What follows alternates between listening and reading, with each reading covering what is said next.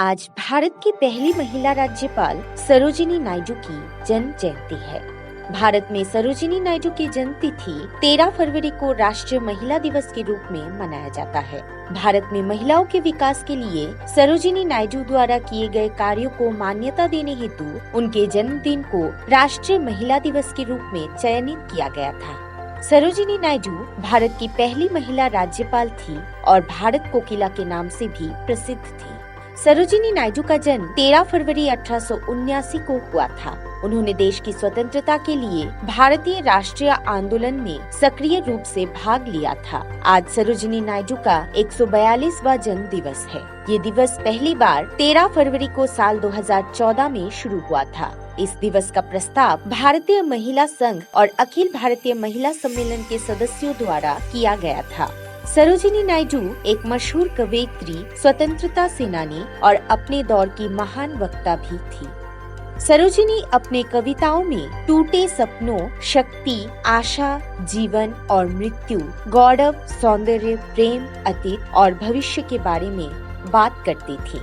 वो अपनी कविताओं में इतने सारे भावनाओं को व्यक्त करती थी जिसे पढ़कर कोई भी मुग्ध हो जाए। कहा जाता है कि उनकी कविताओं के शब्द ऐसे थे जिसे गाया भी जा सकता था और इसी वजह से उन्हें भारत कोकिला के नाम से नवाजा गया था।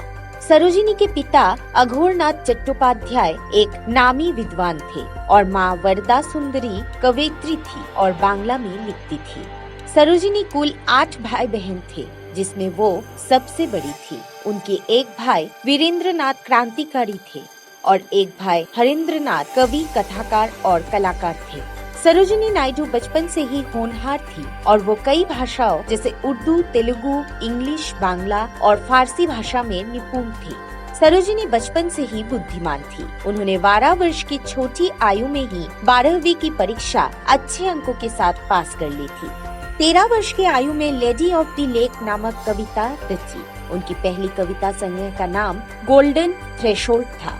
सरोजिनी की कविता बर्ड ऑफ टाइम तथा ब्रोकन विंग ने उन्हें एक सुप्रसिद्ध कवयित्री बना दिया। 1898 में सरोजिनी नायडू ने डॉक्टर गोविंद राजुलू नायडू से शादी कर ली। 1914 में इंग्लैंड में नायडू पहली बार गांधी जी से मिली और उनके विचारों से प्रभावित होकर देश के लिए समर्पित हो गई। 1925 में कानपुर में हुए कांग्रेस अधिवेशन की वे अध्यक्षा बनी और 1932 में भारत की प्रतिनिधि बनकर दक्षिण अफ्रीका भी गई। वो भारतीय राष्ट्रीय कांग्रेस की पहली महिला अध्यक्ष थी और भारत की स्वतंत्रता प्राप्ति के बाद वे उत्तर प्रदेश की पहली राज्यपाल भी बनी। सरोजिनी नायडू की 2 मार्च 1949 को लखनऊ में अपने कार्यालय में काम करने के दौरान दिल का दौरा पड़ने से मौत हो गई।